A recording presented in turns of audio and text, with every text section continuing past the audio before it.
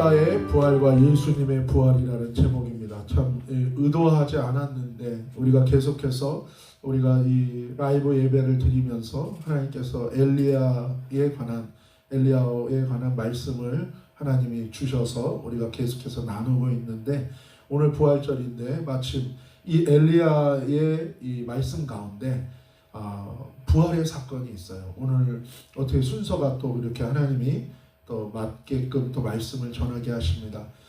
이 예수 그리스도의 부활이 있었습니다. 그런데 그 전에 구약에 또 이 사렙다의 부활이 있었어요. 물론 나사로의 부활도 있죠. 죽은 자가 살아나는 이 부활의 역사가 있는데, 다시 사는 사렙다의 부활과 예수님의 부활이라는 제목으로 하나님 말씀 같이 나누기를 원합니다. 우리 17절 말씀인데 우리 한 목소리로 함께 읽읍시다. 시작. 이 일 후에 그 집 주인 되는 여인의 아들이 병들어 증세가 심히 위중하다가 숨이 끊어진지라. 이 일 후에라고 얘기해요. 이 일들 후에. 정확하게는 이런 일들 후에란 뜻이에요. 원문으로 보면 이런 일들 후에. 어떤 일입니까? 여호와 하나님 말씀대로 그대로 전하는 엘리야의 말대로 순종했더니 그 약속대로 기적이 일어난 거예요. 엘리야도 여호와 하나님 말씀대로 순종했더니 여인을 만났어요. 그리고 그 여인에게 하나님이 주신 말씀 그대로 전했던 거고, 이 여인도 하나님이 하신 말씀대로 엘리야를 만났고 하나님이 엘리야를 통해서 주신 그 말씀 그대로 순종했더니 기적이 일어났어요. 한 움큼의 밀가루, 한 움큼의 기름밖에 남지 않았는데, 이것을 하나님 말씀대로 다 드렸더니 어떻게 됩니까? 이게 없어지지 않고 죽지 않았어요. 이 본문에 보면 거의 1년이라고 얘기해요. 1년 동안 밀가루를 써도, 이 오일을 써도 이게 없어지지 않고 계속 쓸 것이 생기는 거예요. 죽지 않았어요.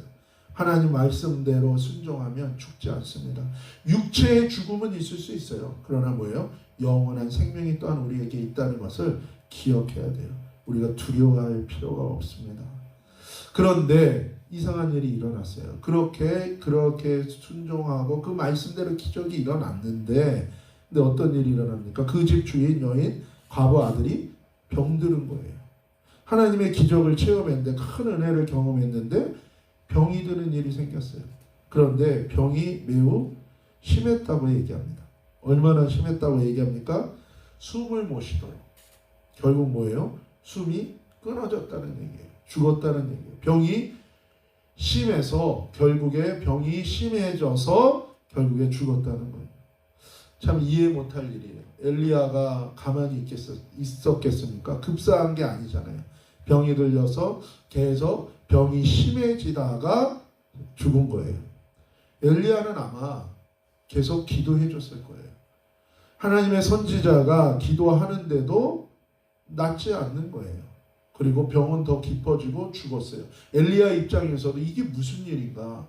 하나님은 기적의 하나님인데 자기가 까마귀가 먹을 것을 갖다 주는 기적도 체험했고, 이렇게 말씀대로 왔더니 이 이방 땅에 전혀 이세벨의 고향이요 악의 도시인데 이곳에 하나님을 찾는 자가 있었고 하나님이 찾으시는 자가 있었고, 그 여인이 하나님이 내게 주신 말씀대로 순종했더니 기적이 일어났는데, 그런 하나님이신데 어떻게 이 하나님께 기도하는데 이 여인의 아들이 아프고 이 여인의 아들이 결국 이렇게 병이 심해져서 기도를 했음에도 불구하고 죽을 수밖에 없었는가?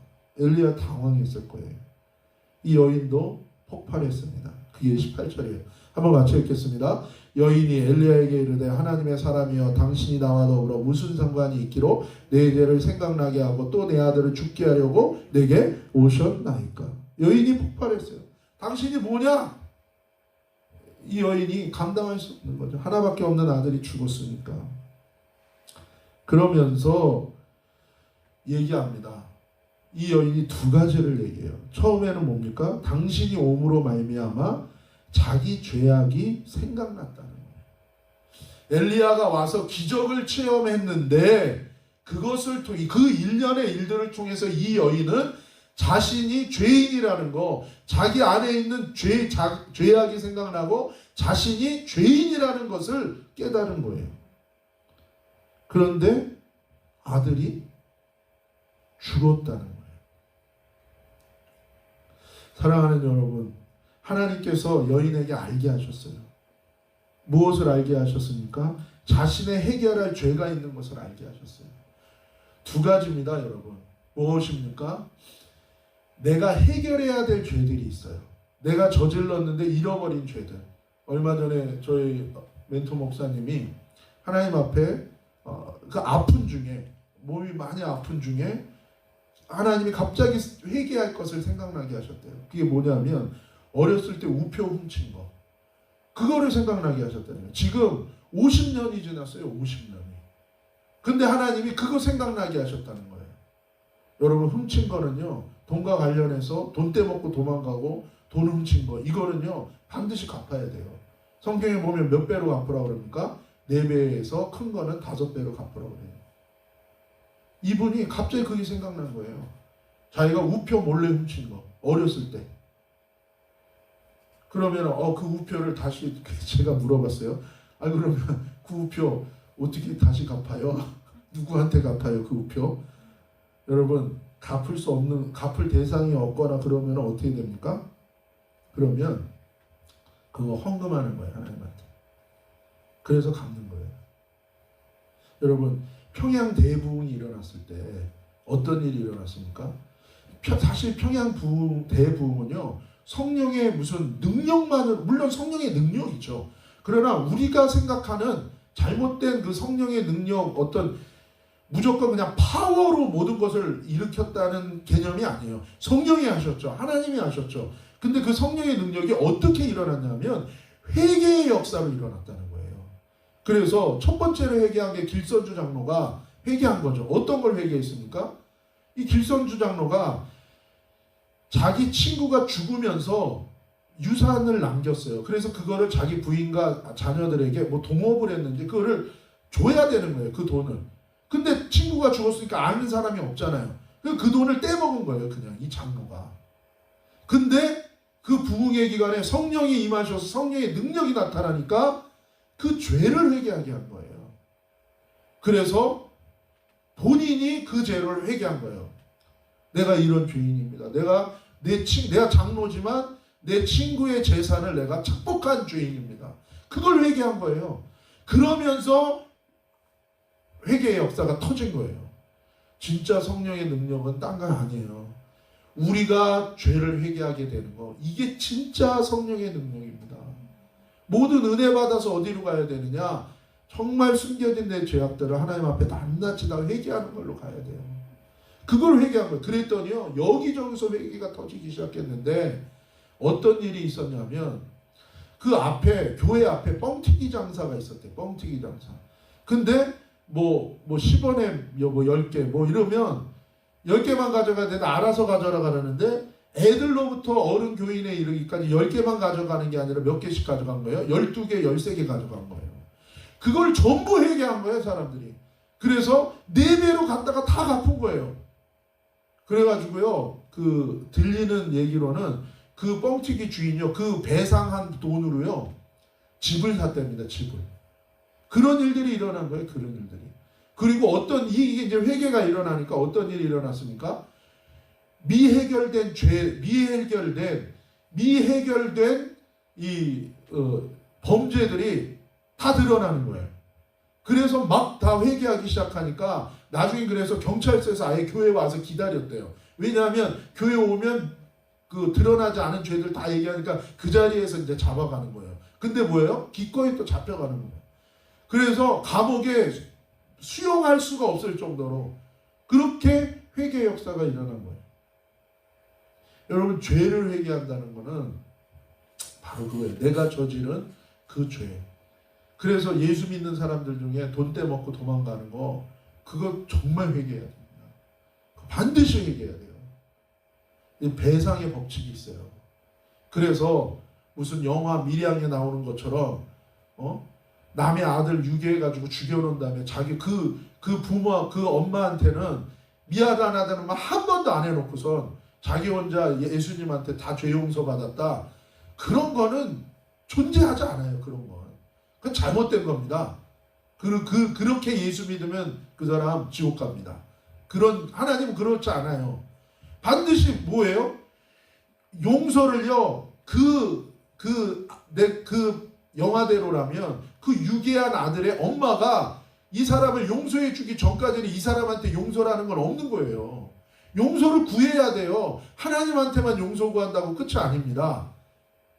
그 부모한테 정말 가슴을 찢으며 그 죄에 대한 대가를 받는 건 당연한 거고, 그 여인한테, 그 어머니한테 정말로 회개해야 되는 거예요. 잘못해도 용서를 구해야 되는 거예요. 죄에 대한 죄값을 받고 사형당하고 뭐 그 무기징역당하고 그건 당연한 거고. 그겁니다, 여러분. 기독교의 회개라는 거는, 회개의 열매라는 건 그런 거예요. 그래서 그 영화는 뭐예요? 왜곡된 거예요. 잘못된 거예요. 그런 식은 없는 거예요. 그런 식은. 그런 건 없는 겁니다. 실제로 IMF 터졌을 때 너무 경제적으로 어려운 거예요. 대공황처럼 왔을 때 교회 다니는 거예요. 자살하면 지옥 간다는 건 알아요. 그런데 뭐예요? 그래서 어떻게 해요? 아이들을 죽였어요. 그리고 자기는 안 죽었어. 그래서 기자가 물어봤어요. 아니 왜 애들은 죽이고 자기는 안 죽었냐니까, 애들은 죽인 다음에 회개하면 되고 자기는 자살하면 지옥 갈까 봐 그랬대요. 여러분, 이건 토들리 잘못 알고 있는 거예요. 그런 거 아닙니다. 그런 거 아니에요. 여러분, 반드시 내가 저지른 죄악들에 대해서는 뭐 어떻게 해야 됩니까? 갚아야 되는 거예요. 이거는. 그게 회개에 대한 열매를 맺는. 예수님이 얘기했잖아요. 내가 죄를 감당한다는 말은 아닙니다. 여러분, 우리가 우리 죄를 어떻게 감당합니까? 그 예수님이 왜 죽으셨겠어요? 우리는 우리 죄를 속할 수 없어요. 단지 뭐예요? 회개의 열매를 맺으라고 그랬어요. 회개했다면 그것에 대해서 배상의 법칙은 반드시 있는 거예요. 이게 사실은 한국교회 옛날 신앙으로는 다 있었어요. 근데 요즘에는 이런 거 없어요.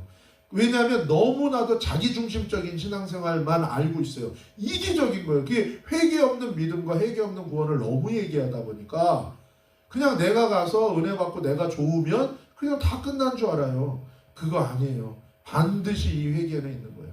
예전에 신앙생활 하던 분들은 이걸 아는 거예요.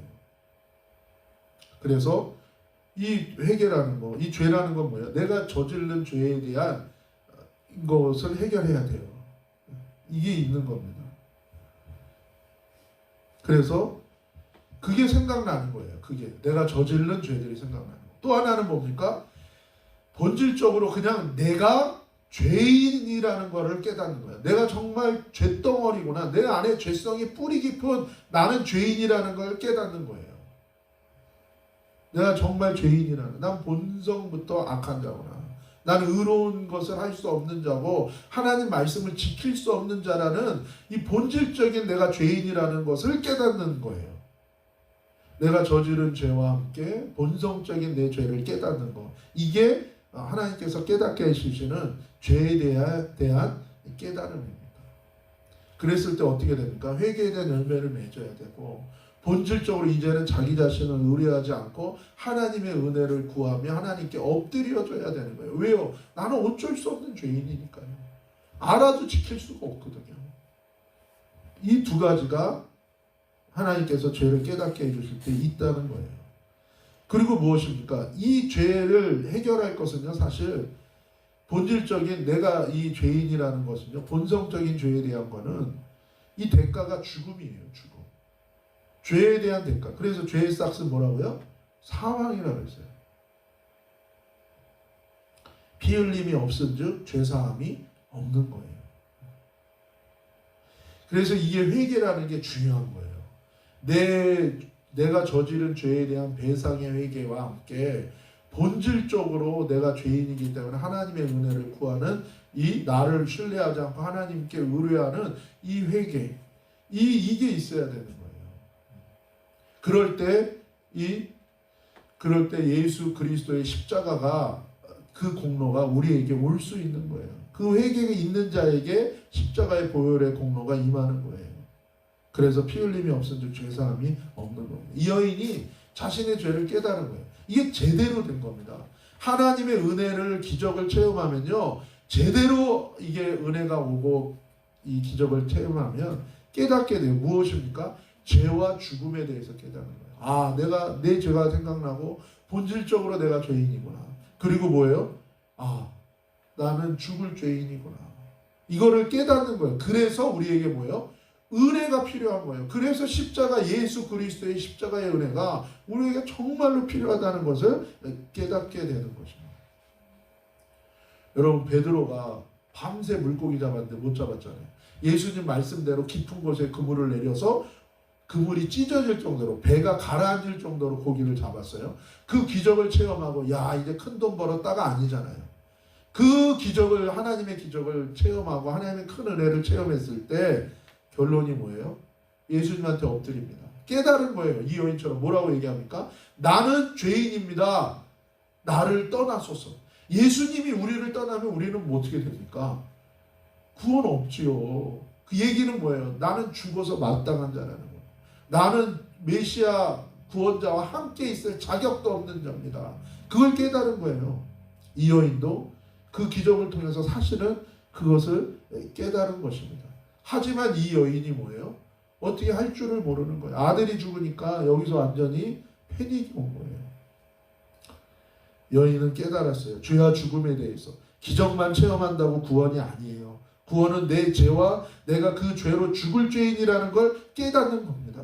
예수 그리스도께서 뭐라고 그러십니까? 내가 의인을 부르러 오지 않았다. 내가 죄인을 부르러 왔다. 근데 죄인을 불러서 어떻게 한다고요? 불러서 회개시키러 왔다는 거예요. 아픈 사람에게 의사가 필요하듯이 너희가 죄인이기 때문에 내가 왔다. 그런데 너희를 불러서 회개하려고.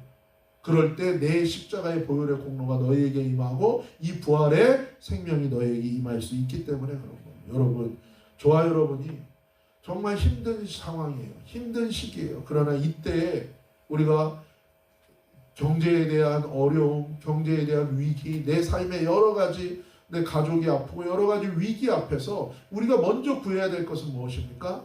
먼저 구해야 될 것은 하나님의 은혜를 구해야 돼요. 우리가 하나님께로 돌이켜 회개하며 주님을 구하는 것, 거기에 우리의 모든 솔루션과 생명이 있다는 것, 구원이 있다는 것을 우리가 기억해야 되는 것입니다.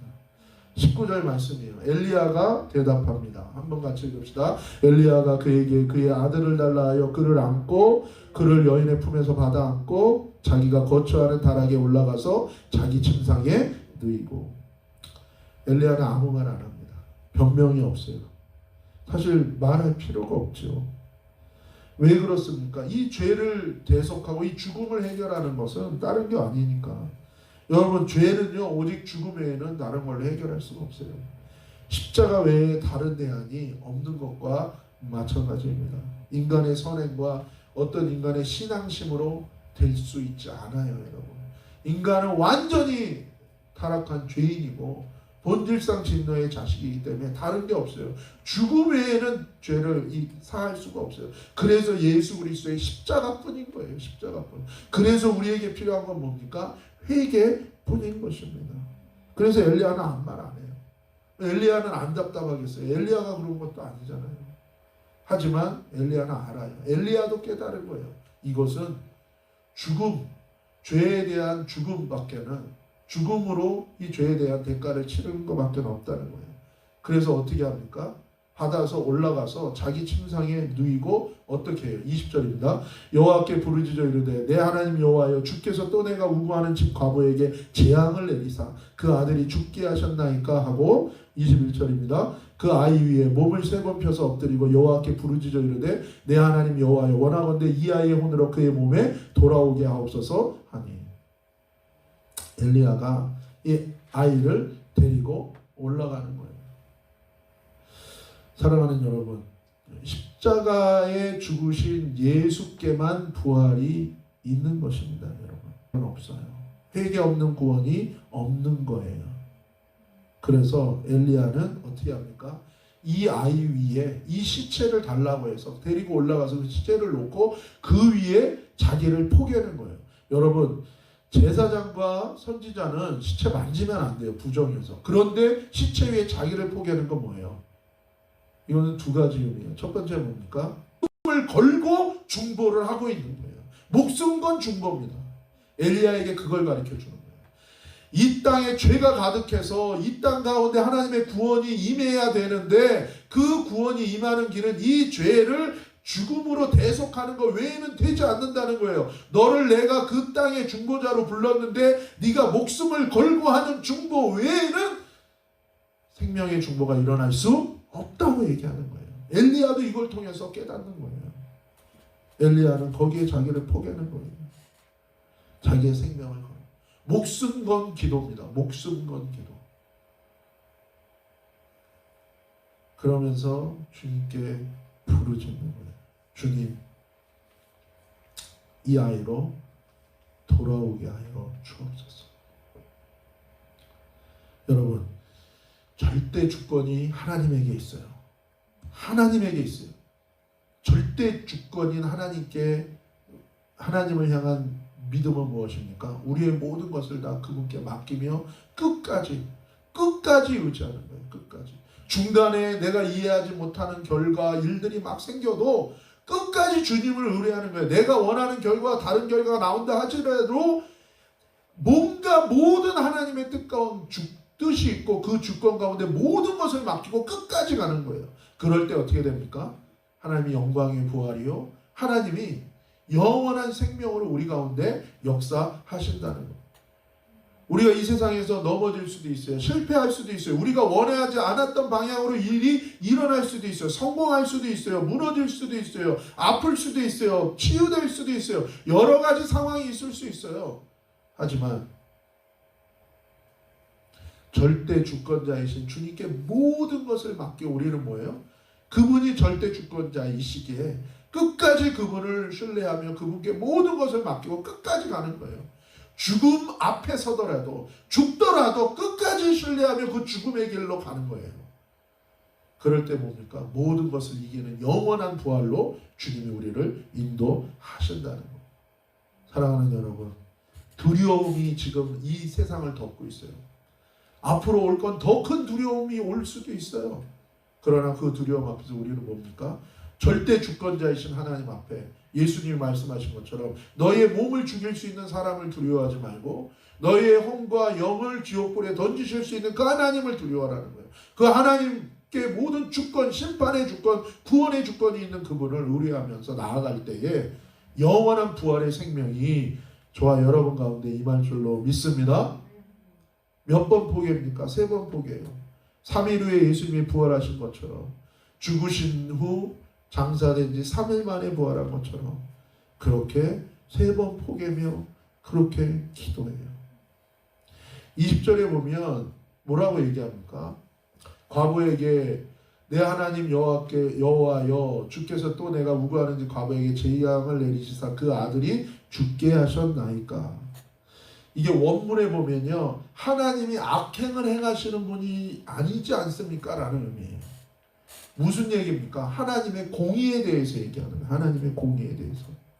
여러분, 죄에 대한 죽음과 그리고 죄를 대속하는 십자가에는 뭐가 나타나는 겁니까? 하나님의 공의가 나타나는 거예요. 하나님의 공의. 하나님의 의가 나타나는 거예요. 그래서 로마서에 뭐라고 얘기합니까? 복음에는 하나님의 의가 나타난다는 거예요. 의가 나타나. 왜요? 복음, 예수님의 하나님의 말씀을 들을 때 우리 안에 뭐예요? 죄가 생각나고 죄에 대한 죽음이 생각나면서 회개로 나아갈 때에 하나님의 의로 인하여 우리의 죄가 해결되는 거예요. 십자가 안에서. 그런 자에게 부활의 생명과 은혜가 임하는 것입니다. 그럴 때 하나님의 은혜로 부활하는 거예요. 하나님의 의가 드러나기를 기도하는 겁니다. 22절입니다. 시작. 여호와께서 엘리야의 소리를 들으심으로 그 아이의 혼이 몸으로 돌아오고 살아난지라. 할렐루야. 아멘. 여러분, 다시 살아났어요. 그런데 뭐라고 얘기합니까? 여호와께서 엘리야의 소리를 들었다는 거예요. 목숨 건 중보의 기도의 소리를 들은 거예요. 여러분, 죄로 인하여 죽은 자들에게 산 제물 대신 예수 그리스도의 십자가의 그 희생이 하나님이 들으시고 받으시고 하나님의 의가 회복되면서 부활의 생명으로 죄사함의 은총으로 용서의 은혜로 임하는 것처럼 엘리야를 통하여 하나님이 뭐예요? 목숨 건 중보의 대속의 이 죽음과 같이 목숨 건 중보의 기도를 하나님이 들으신 거예요. 엘리야는 확실하게 깨달은 겁니다. 죄에 대한 대가는 죽음이요. 그 죄를 해결하는 것은 생명 건 중보와 그리고 예수 그리스도의 대속의 죽음과 같은 희생 외에는 없다는 것을 알게 된 것입니다. 그리고 하나님의 절대 주권을 의지하는 것은 자신의 모든 것을 다 주께 맡기며 나아가는 거예요. 거기에 부활 생명이 있는 것입니다. 평양 대부흥 때의 부흥은 쇼가 아니었어요. 자신의 인생을 다 걸고 회개한 거예요. 하나님이 절대 주권자라는 것을 깨닫고 그때 생명의 역사가 일어난 것입니다. 하나님이 들으십니다. 들으셨다는 거예요. 하나님의 공의가 만족됐다는 거예요. 하나님이 그냥 소리를 빠락빠락 질러서 많이 기도했더니 하나님이 들었다는 의미가 아닙니다. 여러분, 다윗이 사울이 범죄했어요. 여호수아 때 기브온 족속과 언약을 맺었잖아요. 약속을. 물론 속아서 맺었지만 그 약속 자체는 중요합니다. 근데 기브온 족속을 사울이 불법으로 다 죽인 거예요. 학살한 거예요. 결국에는 어떻게 됩니까? 그 죄악으로 인하여 재앙이 임한 거예요. 재앙이. 그랬을 때 어떻게 됩니까? 그 죄악을 속하기 위하여 사울의 자손들 중에서 희생을 치르게 하는 거예요. 그랬을 때 어떻게 됩니까? 재앙이 그치는 거예요. 여러분, 그냥 많이 기도하는 게 필요한 게 아닙니다. 회개하며 정말 하나님의 의가 드러나기를 위하여 기도하는 거기에 하나님의 은혜가 있는 줄로 믿습니다. 하나님은 저와 여러분을 긍휼히 여기십니다. 그렇기 때문에 하나님은 우리에게 뭐라고 얘기하시는 거예요? 회개하라고 얘기하는 거예요. 정말 하나님은 우리가 어쩔 수 없는 죄인이라는 걸 알기 때문에 오직 예수 그리스도의 십자가 외에는 하나님의 은혜 외에는 우리가 살 수 없는, 용서받을 수 없는, 회복될 수 없는 걸 알기 때문에 우리한테 뭐라 그러는 거예요? 회개하라는 거예요. 그럴 때 뭡니까? 하나님의 의가 회복되는 거예요. 복음이 들려질 때에 하나님의 의가 나타나서 회개하게 만들고 그 의가 하나님께 들으신 바 됨으로 예수 그리스도의 십자가의 공로로 우리에게 죄사함과 부활의 은혜가 임하는 것입니다.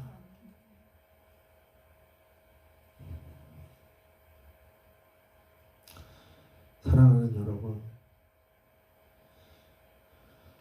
하나님의 의가 회복되는 이 기간이 되기를 예수님의 이름으로 축복합니다. 그거는 나의 의가 아니에요. 내 행위와 내 노력과 내 것으로 나오는 게 아니라 정말 예수 그리스도의 십자가로만 임하는 의인데 거기에는 회개하며 돌이키는 자에게 베푸시는 의와 은혜가 있다라는 것입니다. 23절입니다.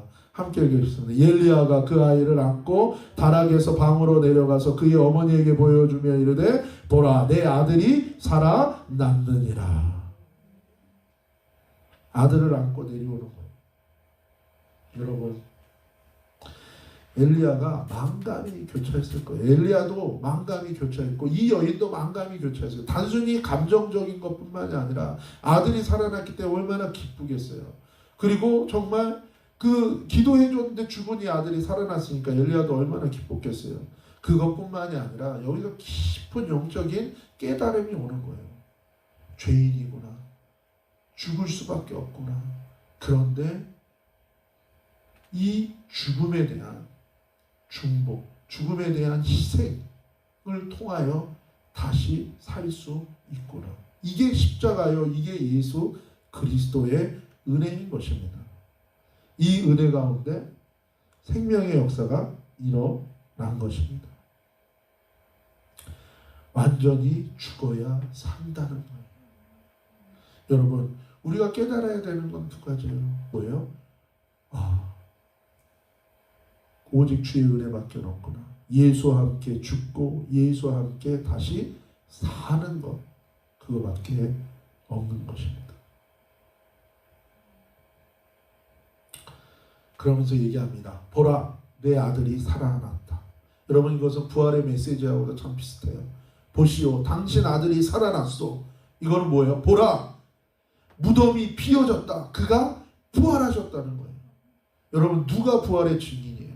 단순히 기적을 체험하고 본 자들이 아니에요. 십자가에서 자기의 죽음을 경험한 자, 그 온전한 회개의 열매를 맺으면 회개한 자, 그들에게 뭐예요? 부활의 증인으로서의 은혜가 임한다는 거예요. 사랑하는 여러분, 저와 여러분이 다른 누가 아무도 나를 도와줄 수 없고 우리가 어떤 상황 가운데 갇혀 있다 할지라도 우리에게 오직 십자가의 은혜와 부활의 능력으로 우리가 주님 가운데 설 수 있음을 잊지 않으시기를 예수 그리스도의 이름으로 축복합니다. 그 은혜가, 그 부활이 바로 이 여인에게, 이 엘리야에게 드러나고 선포된 거예요. 24절입니다. 여인이 엘리야에게 이르되 내가 이르야 당신은 하나님의 사람이시오 당신의 입에 있는 여호와의 말씀이 진실한 줄 아노라 하니라. 아멘. 여인의 고백이 두 가지입니다. 첫 번째, 당신 엘리야가 하나님의 사람이라는 걸 이제 내가 알았다. 그리고 또 하나는 뭡니까? 당신 입에서 나오는 여호와의 말씀이 진리인 것을 알았다. 첫 번째, 당신이 하나님의 사람. 아까 얘기했죠. 우리가 계속해서 나눈 말씀처럼 지금 이 시대는요, 바알이 하나님인 시대예요. 이 여인이 사는 이 사렙다는 이세벨, 바로 바알 신앙의 본산지예요. 그러니까 이 여인도 당연히 어떤 환경 속에서 태어나고 자랐어요. 바알이 하나님이다, 돈이 하나님이다, 권력이 하나님이다, 쾌락이 하나님이다, 그 속에서 살았던 사람이에요. 그런 사람, 이 여인이 이제 고백하는 거예요. 뭐라고요? 당신이 진짜 하나님의 사람이라는 거예요. 정말 당신이 하나님의 사람이라는 것을 엘리야를 인정합니다. 그리고 뭐라고 그래요? 당신 입에서 나오는 여호와의 말씀이, 즉 뭡니까? 여호와가 보낸 당신이 진짜 하나님의 사람이고, 여호와의 말씀이란 말은 뭐예요? 여호와가 정말 하나님이고 그분의 말씀이 진짜 진리라는 걸 이제 내가 뭐예요? 인정한다는 거예요. 정말로 고백한다는 거예요. 이제 깨달았다는 거예요.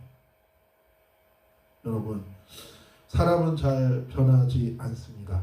아니, 불가능합니다. 오직 하나님의 은혜 아니면 안 돼요. 그래서 뭐예요? 우리가 아무리 내가 노력해도 안 돼요. 죽어야 되는 거예요. 내 옛사람이 죽어야지, 십자가를 통과해야 부활과 거듭남이 있는 거예요. 하나님이 주시는 거예요.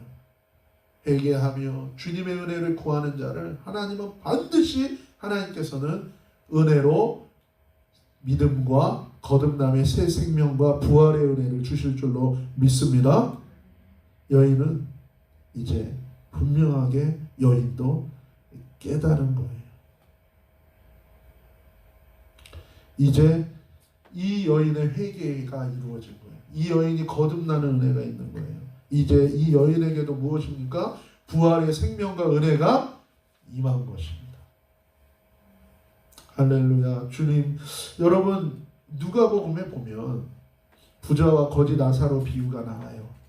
죽은 다음에 수월에 있는 부자가 아브라함과 대화하는 내용이 나와요. 이 부자의 생각은 무엇입니까? 자기 동생들이 있어요. 자기 동생들도 저렇게 계속 살면 나처럼 여기 수월 올 텐데, 지옥에 올 텐데, 자기 생각은 뭐예요? 죽은 내가 살아나서 가면, 그러면 하나님의 말씀이 진짜라는 걸 믿을 거다라고 생각하는 거예요. 근데 아브라함의 생각은 뭡니까?